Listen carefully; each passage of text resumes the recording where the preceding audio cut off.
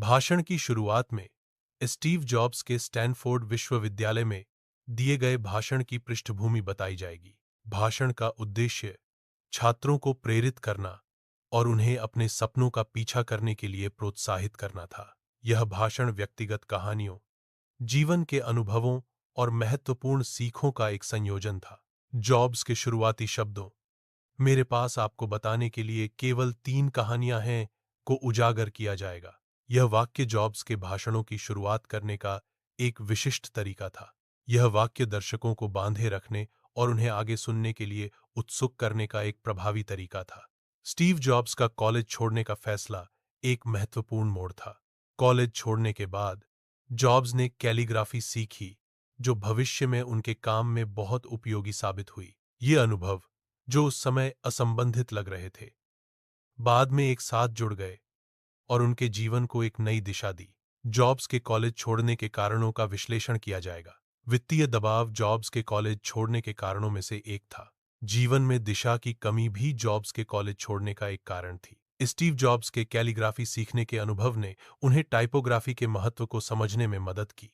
यह ज्ञान बाद में मैकिन्टॉश कंप्यूटर में टाइपोग्राफी के विकास के लिए महत्वपूर्ण साबित हुआ। कैलीग्राफी के अध्ययन ने मैकिन्टॉश के टाइपोग्राफिक डिजाइन को एक अनूठी और आकर्षक पहचान दी। भविष्य में बिंदुओं को जोड़ना संभव नहीं है, क्योंकि भविष्य अभी तक घटित नहीं हुआ है।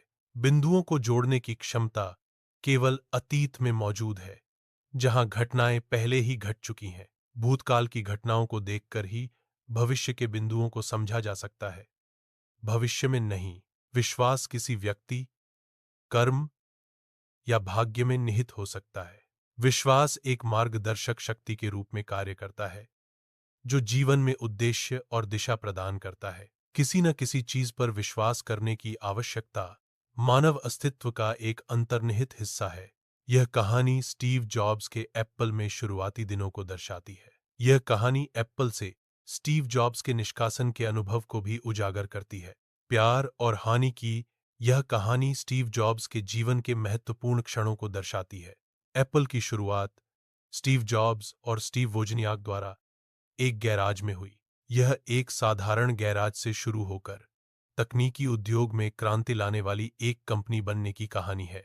जॉब्स और वोजनियाक के सहयोग ने व्यक्तिगत कंप्यूटिंग के भविष्य को आकार दिया। स्टीव जॉब्स को एप्पल से निकालने का मुख्य कारण उनके और निदेशक मंडल के बीच दृष्टिकोणों का टकराव था। जॉब्स की रचनात्मकता और नवाचार की तीव्र इच्छा कंपनी की तत्कालीन रणनीतिक दिशा से मेल नहीं खाती थी। प्रबंधन शैली में अंतर और कंपनी के भविष्य को लेकर असहमति भी उनके निष्कासन में योगदान देने वाले कारक थे। एप्पल से निकाले जाने के बाद जॉब्स ने निराशा और अनिश्चितता का अनुभव किया। जॉब्स के मन में अपने भविष्य को लेकर कई सवाल थे और वह अपने अगले कदम के बारे में सोच रहे थे। इस दौर ने जॉब्स को अपनी क्षमताओं पर संदेह करने और अपने आत्मविश्वास को खोने के लिए मजबूर किया। जॉब्स को एहसास होगा कि उनका प्यार और जुनून अभी भी बना हुआ है।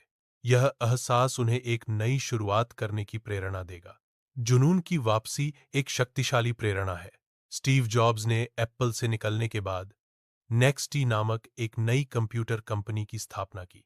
नेक्स्ट का उद्देश्य उच्च शिक्षा और अनुसंधान बाजारों के लिए उन्नत वर्कस्टेशन बनाना था। जॉब्स ने बाद में पिक्सर नामक एक कंप्यूटर एनिमेशन स्टूडियो भी शुरू किया, जिसने फिल्म उद्योग में क्रांति ला दी। पिक्सर की सफलता का श्रेय टॉय स्टोरी जैसी पहली कंप्यूटर एनिमेटेड फिल्म बनाने को जाता है।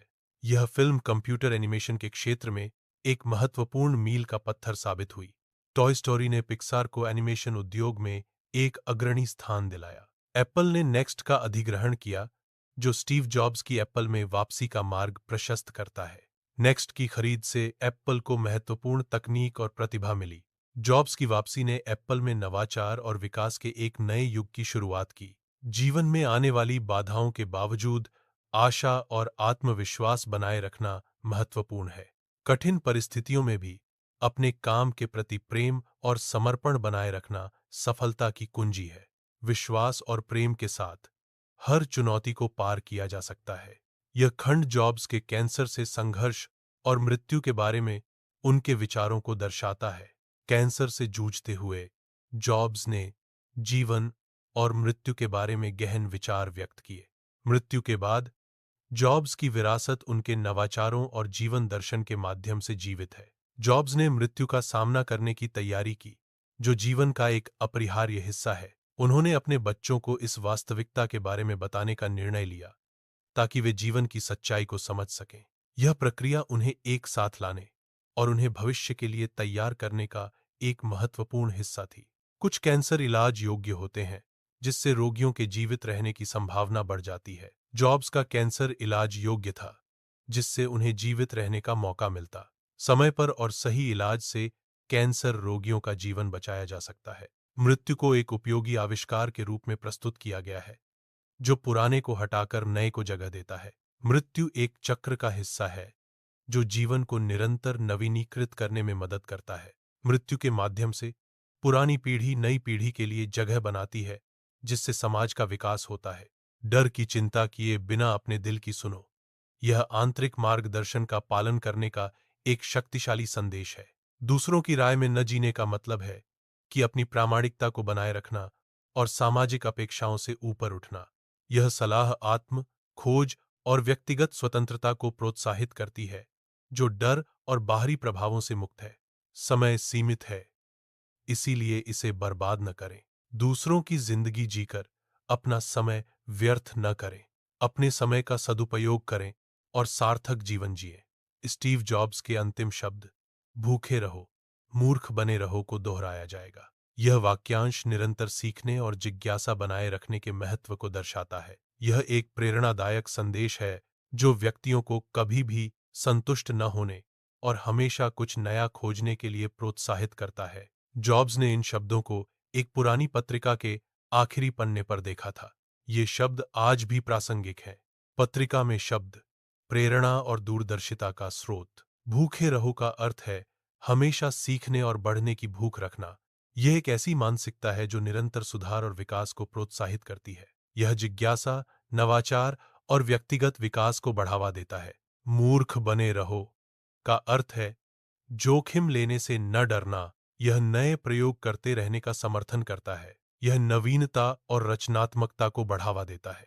मुख्य संदेश है कि हमेशा जिज्ञासु बने रहें और नई चीजें सीखते रहें। अपने सपनों का पीछा करना कभी न छोड़ें। जिज्ञासा और सीखने की इच्छा सफलता की कुंजी है। सफलता की कुंजी अपने काम से प्यार करना है। कभी भी हार न मानना सफलता का एक महत्वपूर्ण पहलू है। अपने काम के प्रति प्रेम और दृढ़ता सफलता की ओर ले जाते हैं।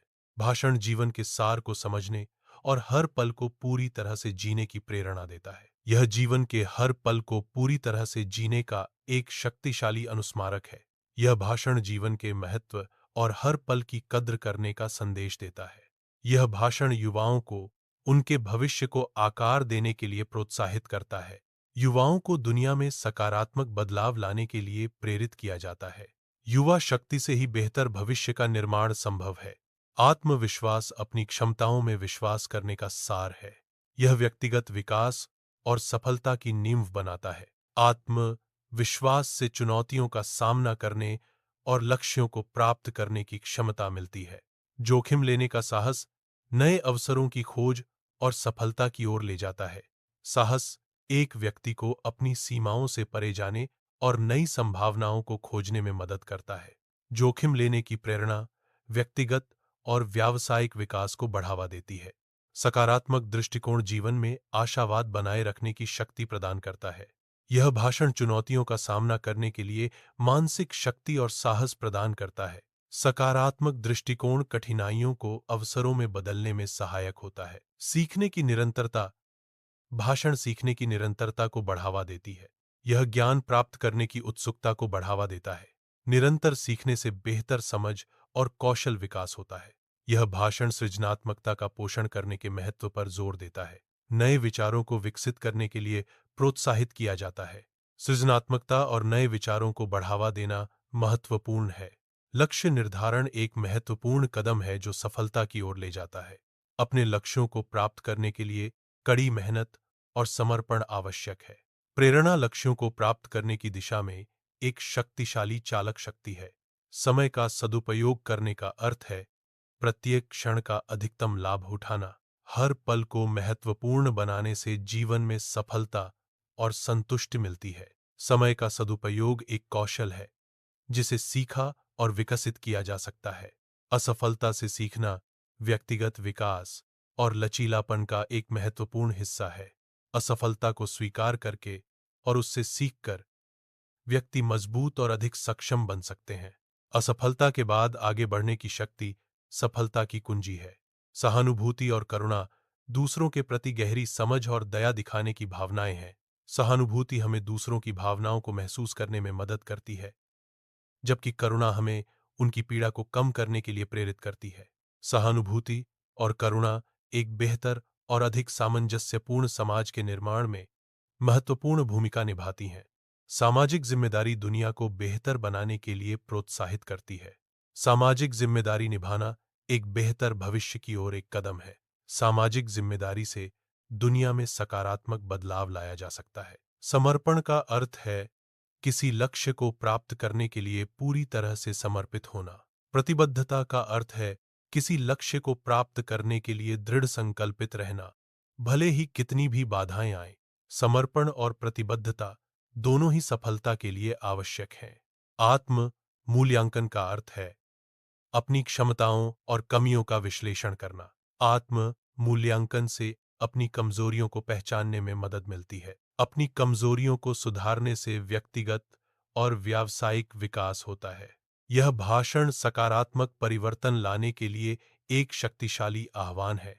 यह दुनिया में अपनी छाप छोड़ने के लिए प्रेरित करता है। सकारात्मक परिवर्तन से बेहतर भविष्य का निर्माण होता है। भाषण प्रेरणा का एक शक्तिशाली स्रोत है। यह लोगों को अपने सपनों का पीछा करने के लिए प्रेरित करता है।